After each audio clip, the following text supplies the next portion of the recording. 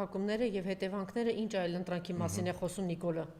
Ռուսաստանի կողմից առնվազն ինչ այլ ընտրանքի մասին է խոսում եւ պարզել որ երեկվա իր զանգը այդ ագրեսիվ այդ պատասխանն է Ռուսաստանին, եւ որ ինքը զանգարեց եւ խոսեց Զելենսկու հետ եւ ինչ հետևանքներ կունենա։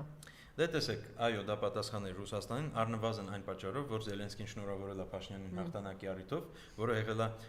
2.5 գրեթե ամիս առաջ, իսկ Փաշինյանը իրականում Ռուսաստանից է ուզում այդ շնորհավորանքը ստանալ։ Բայց հարցը հետևյալն է։ Ուրեմն երկու կողմից ասեմ, մի կողմից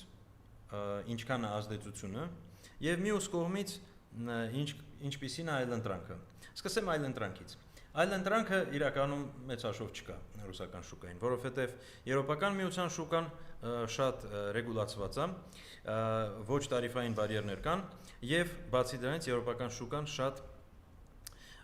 մրցակցային է եւ դա էլ է խնդրահարույց Հայաստանի համար, որովհետեւ այդտեղ խցկվել ոնց որ շատ դժվար։ Եվ այսպիսով եվրոպական շուկայում մենք հաստատվել չենք կարող, պլյուս լոգիստիկական խնդիրներ կան եւ այլն, պլյուս բրենդավորման եւ այլն, այս ամեն ինչը մենք չենք կարող լուծել։ Եվ տարիֆային սահմանափակումները, որոնք կային 5% եւ այլն, որը չեղարկվել է, դա ամենափոքր բանն է, որ մեզ խոչընդոտում էր այդտեղ մուտք գործել։ Իսկ հարակից երկրները եւս խնդրահարույց են, որովհետեւ նախ հարակից երկրները նույն կլիմայական գոտում են գտնվում եւ հիմա մեր Ծիրանը, հիմա օրինակ նույն Թուրքիան Ծիրանը ավելի շատ ունի, հա, պատմական Հայաստանի Ուզբեկստանը։ Այո, պատմական Հայաստանի մեծ մասը Թուրքիայի տարածքում են, հենց որ մենք ինչ աճեցնում ենք, իրանք ռուսական շուկան փորձեցին նայել, այո, կար։ Եվ այսպիսով ռուսական շուկան փոխարինել չենք կարող։ Բայց հիմա մյուս կողմից ասեմ, բայց ինչքան ազդեցություն կա այս ամեն ինչի Հայաստանի տնտեսության վրա։ Այստեղ կարող եմ երկու մասի բաժանել։ Առաջինը դա մակրոտնտեսական էֆեկտ է, երկրորդը դա տնային տնտեսությունների համար էֆեկտ է։ Մակրոտնտեսական էֆեկտը շատ փոքր է։ Շատ փոքր է, որովհետև գյուղատնտեսության կշիռը այս իշխանության օրոք անդադար նվազել է։ Հասել է 7%-ի հնայում։ Եվ նույնիսկ եթե գյուղատնտեսությունը զրոյանա, իսկ դա տեղի չի ունենալու, ապա Հայաստանի տնտեսությունը չի նահանջի։ Բայց մյուս կողմից մենք ունենք գրեթե միլիոն մարդ, որ ապրում է գյուղում եւ ովքեր ապրում են նաեւ գյուղի տված արդյունքով։ Եվ այսինքն մեր մոտ ստացվում է, որ տոկոսային առումով, շրջանառության առումով ազդեցությունը փոքր է, բայց նային տնտեսությունների վրա, բնակչության վրա ազդեցությունը մեծ է։ Այսպիսի ճեղքում կա Հայաստանի տնտեսության մեջ։ Հիմա որ ոլորտներն են աճում։ Աճում է շինարարությունը, աճում է հանքարդյունաբերությունը, աճում է IT ոլորտը։ Օրինակ, հա, եւ այսպիսով այո, կարող ենք ասել գյուղատնտեսությունից, որտեղ երկրորդ երամսյակում 15% հետնահանջ կար գյուղատնտեսության ոլորտում, հա, գյուղատնտեսությունից ոնց որ շատ մեծ ազդեցություն չի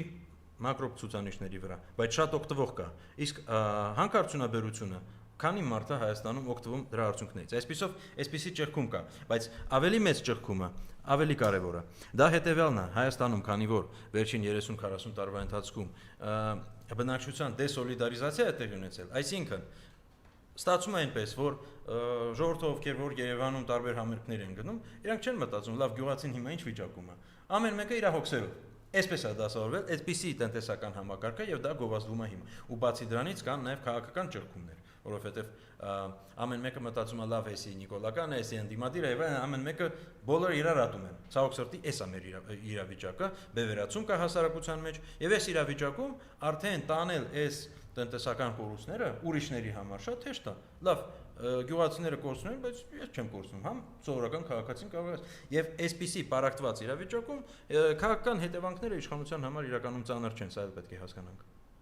Բայց նաև իր ընտրողները այդ գյուղացիներն են, չէ՞, մեծ մասով։ Հիմա եթե շատ կոնկրետ ինքը